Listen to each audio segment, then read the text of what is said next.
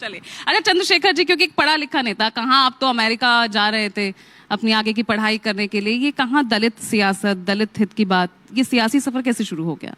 नहीं, मैं तो महिलाओं की बात भी करता हूँ। कौन कह रहा है कि मैं सिर्फ दलितों की बात करता हूँ? मैं सिर्फ दलित सियासत नहीं करता। असल दिक्कत यह है कि अगर आपको कोई प्रॉब्लम हुई है तो आप ही की समस्या का तो समाधान करूंगा ना। जिसको समस्या नहीं, उसकी समस्या के समाधान के लिए कहाँ घूमूंगा? तो जिसको समस्या है, दलित हो, पिछड़े हो, आदिवासी हो, महिलाएं हो, पहलवान बेटियां बैठी थी, मैं अकेला था जो उनके लिए दिन रात धरने पे बैठा था। किसानों के लिए 13 महीने रहा, मुस्लिम भाइयों के लिए अब जेल गया, मैं अकेला आदमी था। तो ये सिर्फ दलित का टैग लगाना, मैं क्या कह सकता हूँ, इसको नहीं बदल पाऊंगा शायद इस जन्म में। और ये भी हिंदू धर्म की मान्यता ही है कि जो जिस जाति में पैदा होगा वहीं मरेगा, बदल ही नहीं सकता जाति। अब मैं कितना पढ़ लूं, मैं ब्राह्मण नहीं बन सकता हूं।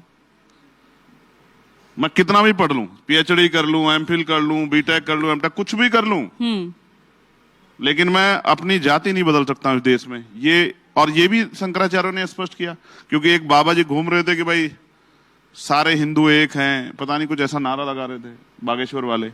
उन्होंने एक यात्रा भी निकाली, तो उस पर शंकराचार्य ने बयान दिया। उन्होंने कहा वो जाति बंधन तोड़ दो और सारे हिंदू एकजुट रहो, इस तरह का बयान दिया उन्होंने। तो शंकराचार्य ने डांटा उनको कि अगर जाति बंधन तोड़ दिया तो हिंदू धर्म ही खतरे में पड़ जाएगा।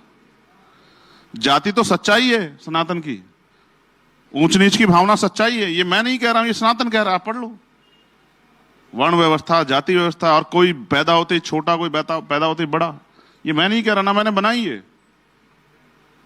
तो मैं तो एक वकील हूं। तो राहुल गांधी ठीक कह रहे हैं, यानी पिच सबकी एक है, बस लड़ाई अलग अलग चल रही है। देखो, मैं फिर आपसे कहूंगा, ये बात देश को समझ आ जानी चाहिए, और मैं युवाओं से कहूंगा कि वो समझें। जब आप अपने नेता से 24 घंटे की ड्यूटी कराओगे तो वो यहीं से सब कुछ लेगा। 8 घंटे की नेतागिरी कराओ उससे कि 8 घंटे वो आपके लिए ड्यूटी की तरह काम करे, क्योंकि आप उसको तनख्वाह देते हो। उसके बाद वो अपना जीवन जिए, कोई रोजगार करे, कोई बिजनेस करे, कुछ भी करे। जब वो अपना समय वहां देगा तब जाके वो देश के लिए काम कर पाएगा।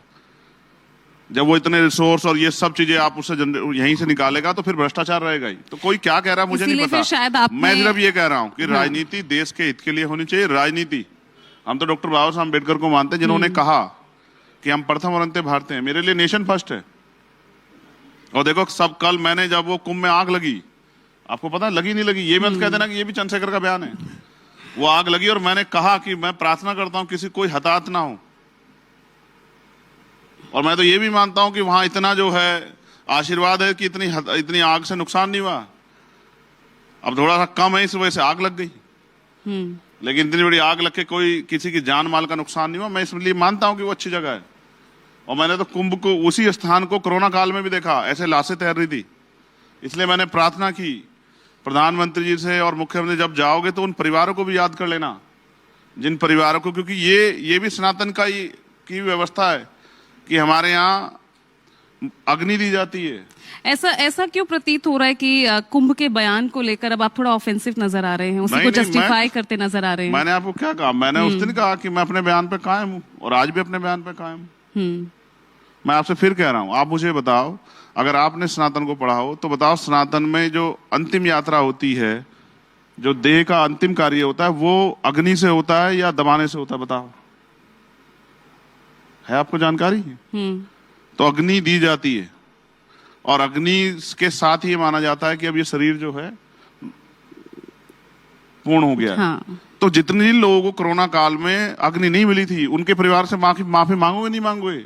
आपकी बेकार व्यवस्था में जो लापरवाही थी आपकी, जो आपने मेडिकल फैसिलिटी अच्छी नहीं की, जिसकी वजह से ये सब चीजें हुई, तो आपको माफी मांगनी चाहिए उन परिवारों से। मैंने क्या गलत कहा इसमें? अच्छा, तो व्यवस्था जो कोरोना के वक्त जो जिस तरह की रही, उसके लिए आप कह रहे हैं कि भाई वो पाप है, आप किसी को टारगेट नहीं कर रहे थे ना?